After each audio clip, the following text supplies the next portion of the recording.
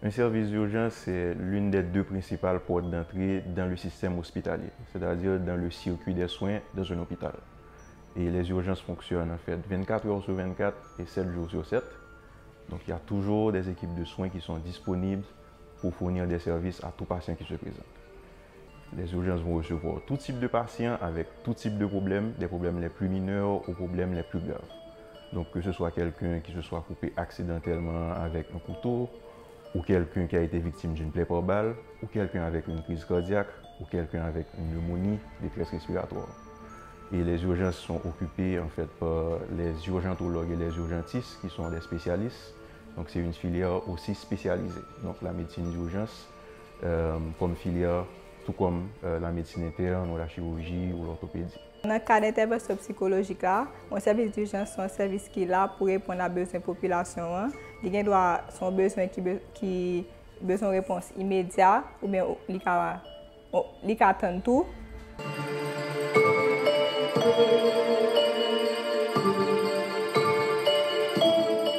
Les patients que nous recevons, d'abord, ils vont être triés. Donc, il y a un système de triage. En fait, c'est tout un processus qui arrive à classer les patients selon leur niveau de gravité et leur niveau de priorité.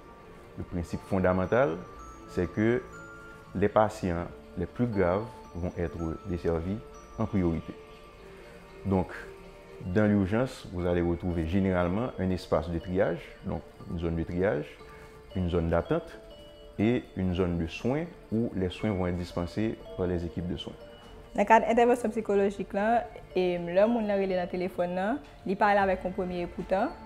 Il peut expliquer en 2-3 mots raison appel pour qu'il pense que il a besoin d'un accompagnement psychologique. Et dans la mesure du possible, l'écoutant peut accompagner.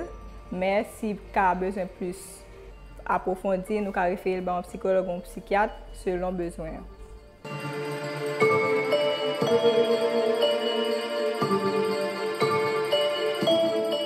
Effectivement, il était affecté le service d'urgence parce que par rapport à la publicité que tu fait dans la radio ou bien affiche tout, il y a des gens qui l'interprétation que tu fait de publicité était mal faite. Il y a des gens qui relèvent plus au moins des accompagnement médical en fait. Ou bien yo demandé qui côté au fait test là ou bien au poste un local côté au fait test Covid là. Covid-19 justement le fait que il te mettait un peu monde dans confinement, il y a un peu monde qui était dans incertitude. Et par rapport au fait que tu es enfermé, tu as réfléchi, pas vraiment d'activité, tu as remonté des séries de problèmes que tu as gagnés avant. Et par Covid, tu as fait problème ou bien incertitude que tu as gagné, il remonter et puis il vient provoquer que les gens sentent que le besoin d'accompagnement. D'abord, il a fallu continuer à fournir des soins dans les standards requis, donc 24 heures sur 24 et 7 jours sur 7. Le focus en fait a été placé de façon à protéger et les équipes de soins, les équipes de soignants, médecins, infirmières, auxiliaires, et aussi les patients qui se présentaient aux urgences. Donc les mesures qui visaient à casser la transmission de la COVID-19 étaient au nombre de 3 principalement, les mesures préventives. Donc c'était le lavage des mains, le port de masque et la distanciation sociale. Malheureusement, dans les soins de santé, la distanciation sociale ne peut pas être respectée. Donc on ne peut pas garder 3 mètres de distance et être en train de soigner un patient. Donc on a dû s'adapter. Et on a renforcé les 2 autres mesures qui étaient le port des masques systématique. Donc et les équipes de soignants et les patients qui se présentaient aux urgences portaient des masques et aussi le lavage des mains.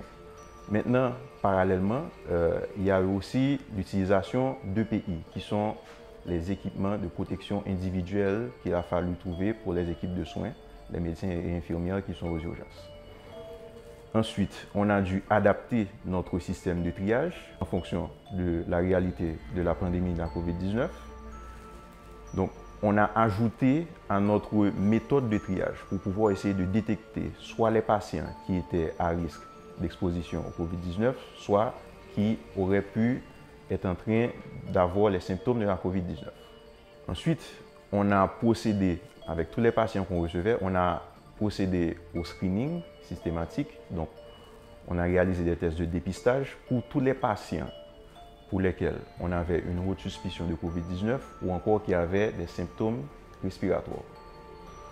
Et finalement, on a travaillé aussi avec les unités Covid-19 et on a diminué considérablement les temps de transfert. C'est-à-dire pour tout patient qu'on avait un screening positif pour la Covid-19, on faisait en sorte de les transférer dans les meilleurs délais dans les unités de prise en charge de Covid-19.